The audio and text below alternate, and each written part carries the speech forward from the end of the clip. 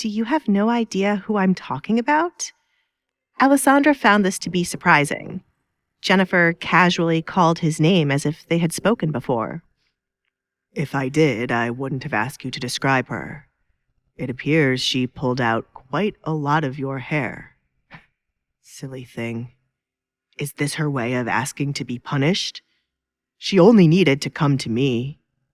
Edgar smiled, placing the brush back down. They'll be in need of a new female servant today. I will take care of it myself. I'm sure there are many others who are protective of you. I must use Jennifer as an example to warn them. Please leave it to me, Alessandra begged. This was not a battle Edgar needed to concern himself with. Do as you wish. Thank you. From the way she acted, I assumed the possibility of her being... Edgar's faint laughter interrupted Alessandra. I am smarter than that, Alessandra. Luckily, there is nothing you need to fear. I see. I am sorry for having such a thought, Alessandra said. Your life will be easy due to the fact that I will have no... Enlighten me, Alessandra. What type of man do you take me for? Is there some sort of rumor going around? How awful of them to make me out to be such a man when I am nothing more than a saint. Had this been anyone else, Alessandra might have believed their words. However, whenever Edgar spoke, she picked up on his sarcasm and refused to accept his words. Let's avoid that drama before it can even start. Right. Do you have any idea what could be making Jennifer so bold? To harshly comb a duchess's hair means there's someone behind her. The maids back at the Barrett household would sometimes mistreat her because they had Kate behind them to help rescue them if the butler were to find out. Edgar had not mentioned anyone else living with him, which meant it must be a relative living close by. It is probably my mother. She plants a few of her spies here and there to keep an eye on me. It appears I missed one. That was Alfred's mistake. How should I break this to the perfectionist? Edgar grinned. Alfred would have a panic attack if he knew he missed getting rid of one of his mother's spies. Why is it Alfred's mistake and not your mistake? Alessandra accidentally asked out loud. Alfred is the one to deal with the servants. I passed him the basket and told him to send someone to serve you. Anyone working for my mother should not have been still working for me. It is not hard to recognize who is her spy, as they are always following me around. Alfred should have picked up on this and fired her. I like to keep my mother out of my business. What is your mother like? Alessandra had never heard anything about Edgar's mother. She didn't even know her name. Dramatic. I have to be rude and step out for an errand. Therefore, I cannot attend breakfast with you, but Alfred will be here to help. There are more gifts waiting for you downstairs. What you don't like, set aside, and I will send for something else, said Edgar. Thank you.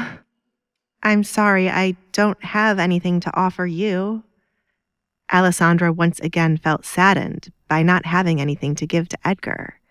She was the only one receiving something. I came by to say I will be going to collect your things and speak to the Baroness about her late husband. Is there anything specific you desperately need to come along with you? Edgar asked. No.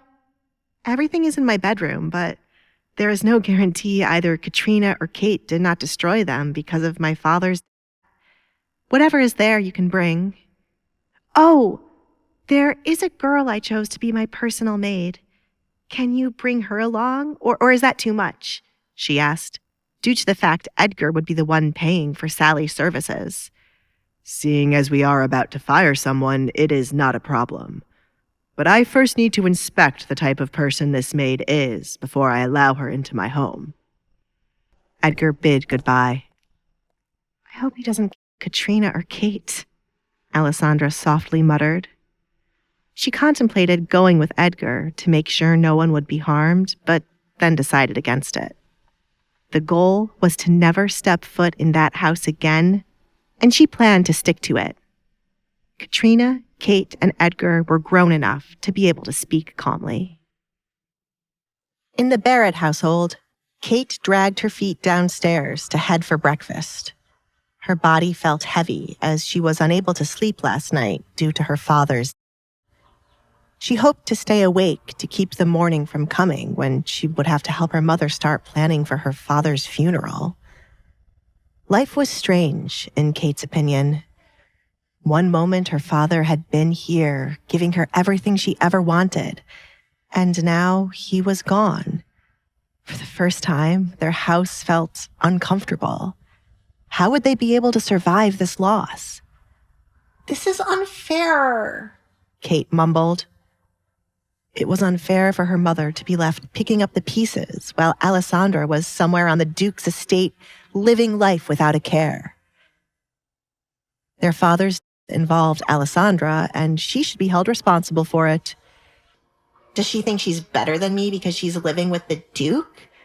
Once he has his way with her, she'll be crawling back to us. No one listened to me when I said she was evil.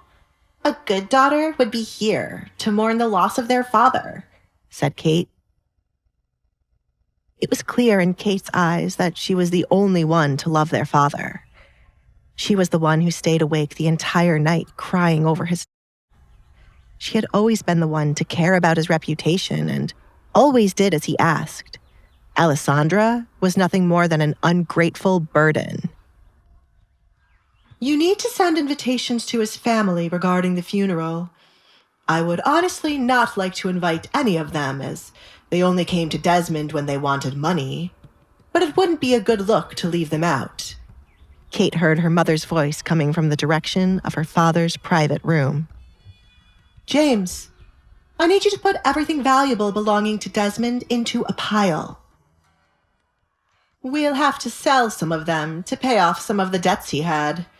Send a notice to all the tenants on our land to pay their rent before 7 days are up." Katrina rubbed her temple to relieve the stress. "Yes, Baroness," James replied, then left the room. "Why would you sell some of his things, Mother?" Kate stormed into the room. They should be cherishing her father's belongings and placing them in this room as a memory of him. "It'll help with the countless things we need to pay for, like giving your father a proper funeral, for example. The guards from last night said the king might give us money, and I am hoping the Duke will offer us something since he has Alessandra. I won't sell your father's important things." "Oh, dear." Katrina sat up as she laid eyes on Kate's appearance. "Did you not look in the mirror before you came downstairs, Kate? You look awful."